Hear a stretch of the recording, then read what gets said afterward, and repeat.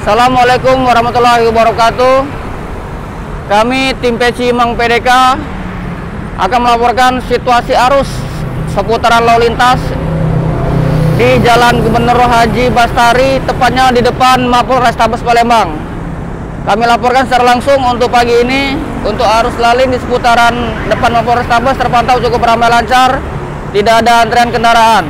Begitupun sebaliknya, yang dari arah Jakabaring yang akan mengarah ke Simpang Flyover Jakabaring dan Jembatan Ampera juga terpantau ramai lancar, tidak ada hambatan berarti. Jadi kami harap untuk seluruh pengguna jalan selain mematuhi rambu-rambu lalu lintas dan juga petunjuk petugas kami di lapangan agar selalu mematuhi protokol kesehatan. Protokol kesehatan seperti apa? Berikut Niki. Memakai masker, selalu mencuci tangan, menjaga jarak, menjauhi kerumunan, dan tetap menjaga ketertiban. Betul sekali, jadi terima kasih Bribtu Niki atas himbauan tentang protokol kesehatannya. Jadi mari kita doakan bersama-sama agar virus dan pandemi ini segera berakhir dari muka bumi yang tercinta.